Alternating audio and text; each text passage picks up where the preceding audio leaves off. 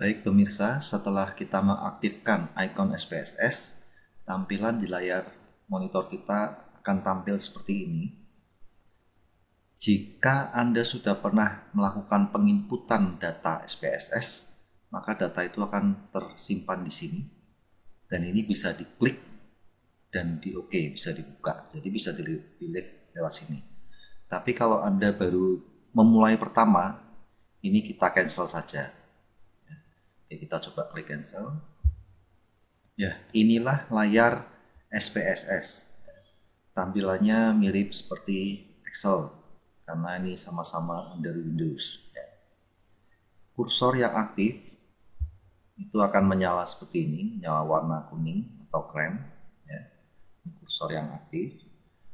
Sebelah kanan 1 dan seterusnya ini adalah number of cases atau nomor kasus, atau ini nanti bisa diisi dengan data responden. Yang di atas var ini singkatan dari variabel, ya, yang disebut heading variabel.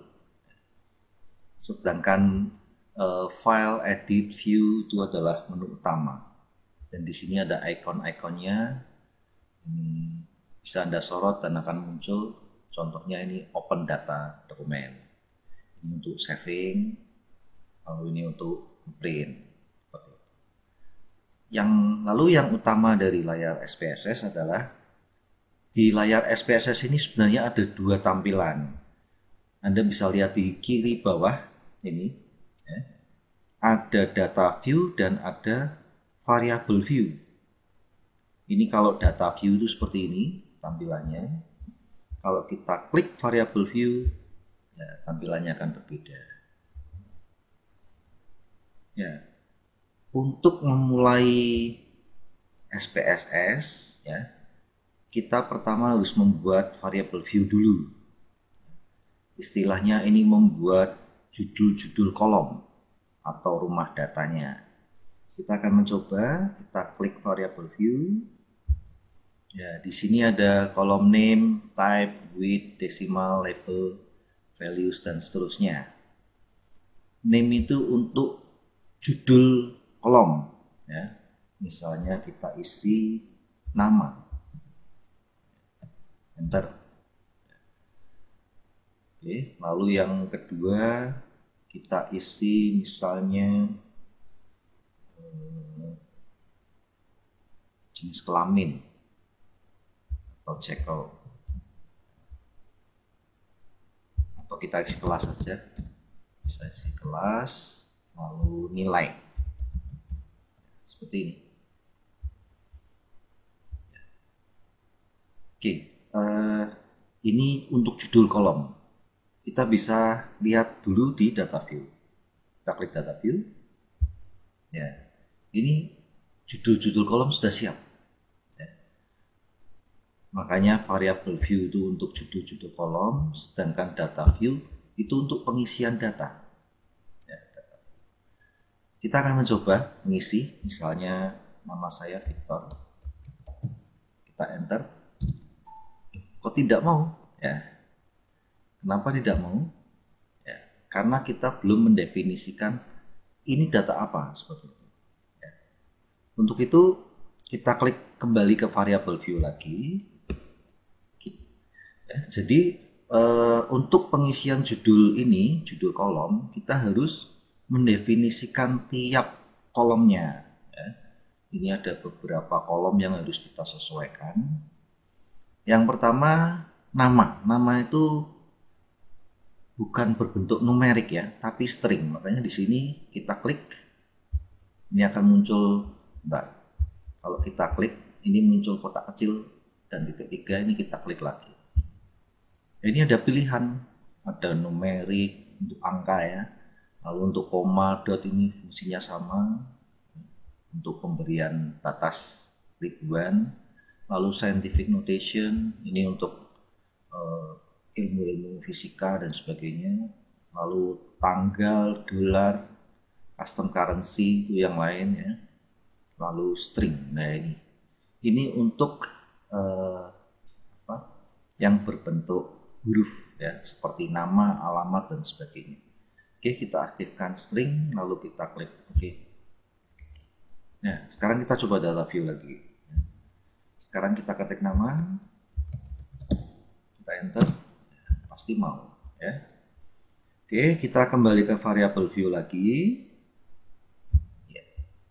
Ini masih ada beberapa kolom yang harus kita sesuaikan.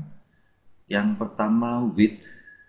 Width itu untuk menentukan berapa karakter untuk kolom nama. Biasanya di dalam pengisian form itu sekitar 25 ya. Kita enter. Ya. Itu untuk karakter. Nah, width di sini ini biasanya disamakan dengan kolom, lebar kolom. Karena kalau tidak akan kepotong. Kita lihat ya. Misalnya nama, saya tuliskan nama panjangnya.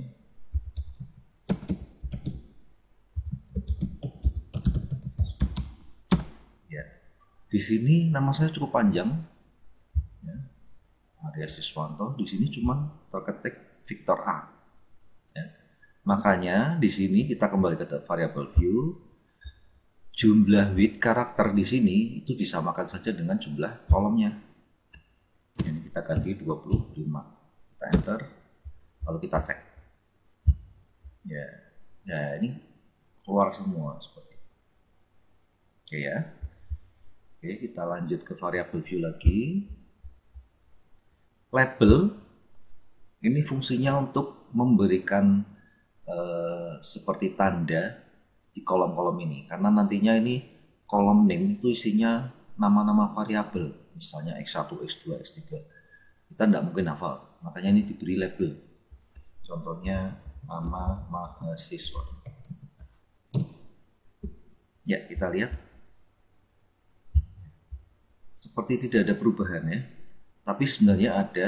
Kita sorot aja di kolom nama, ya itu akan muncul labelnya. Dalam waktu berapa detik akan hilang ya. Itulah fungsinya label. Jadi untuk memberikan ini kolom apa sebenarnya, karena nantinya ini kolom-kolom ini isinya X1, X2, Y1, Y2 cukup banyak. Oke, kita lanjut. Values ini untuk pemilihan, misalnya pria dan wanita, kita bikin combo box ya. Oke, lalu missing itu misalnya kalau ada data yang tidak terisi ya. Ini kolom tadi sudah. Align itu fungsinya untuk peletakan tulisan ya. Akan di sebelah kiri atau kanan atau tengah. Misalnya klik, kita center klik ya, center ya, klik. Oke, kita cek. Ya, nama saya ada di tengah-tengah seperti itu. Oke, kita kembali ke variabel view. Measure sekarang. Measure di sini ada 3, yaitu scale, ordinal, dan nominal. Scale itu untuk angka, pengukuran, misalnya tinggi badan, berat badan. Dan ini nanti akan banyak digunakan di SPSS ya, untuk data-data kuantitatif yang berbentuk angka. Sedangkan ordinal itu untuk pilihan-pilihan yang bertentangan, seperti setuju, tidak setuju ya, atau sangat setuju, setuju, netral, dan seterusnya, itu ordinal. Lalu data nominal ya, itu untuk pilihan-pilihan yang biasa ya, misalnya pendidikan terakhir. Jadi data-data yang sejejer, atau pria wanita itu pakai nominal ya, atau pendidikan terakhir atau agama itu pakainya nominal. Oke, itu pemirsa yang harus kita inputkan tiap judul kolom ya. Ini baru kolom nama ya. Nanti kelas lagi ya. Kelas misalnya juga string ya, kita ganti string atau apa bebas ya. Nilai numerik ini tinggal ditulis. Saya akan mencoba membuat pilihannya. Misalnya, ya ini diisi dulu. Ini kelas, ini nilai statistik. Saya akan mencoba jenis kelamin. Check out. Isi jenis kelamin. Jadi untuk data-data yang sering diinputkan berulang-ulang, ya, contohnya ini kalau nama mahasiswanya sampai ratusan, kita tidak mungkin mengetik pria, pria, wanita, pria, wanita, pria, pria, pria gitu, capek ya. Makanya ini ada fasilitas seperti combo box ya, jadi kita bisa memilih pria atau wanita seperti itu. Caranya kita ada di kolom values ya. Ini kita harus mengaktifkan yang judul kolomnya. Di sini jenis kelamin ya, berarti kita aktifkan di sini. Kita klik. Jadi kita misalkan pria itu dimisalkan 1, labelnya pria. Lalu di add jangan lupa. Lalu 2 wanita. Lalu di add. Setelah itu jangan lupa di OK. Ya, sampai berbentuk seperti ini. Ini berarti rumus kita udah beres ya, udah bisa diaktifkan. Ini desimalnya bisa dinolkan.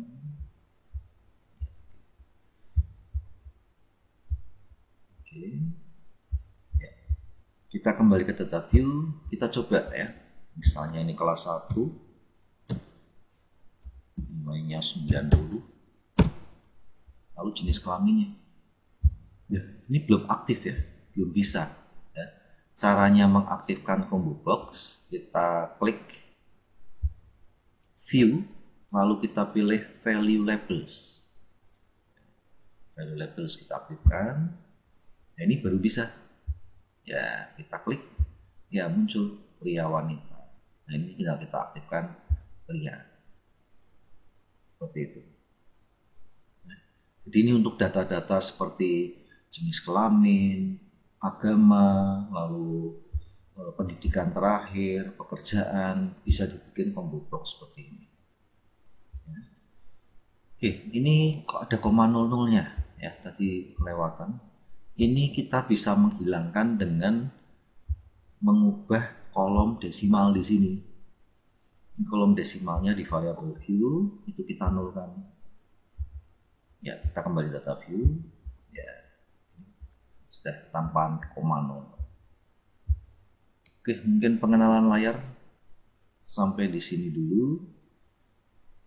Sampai jumpa di tema yang lain.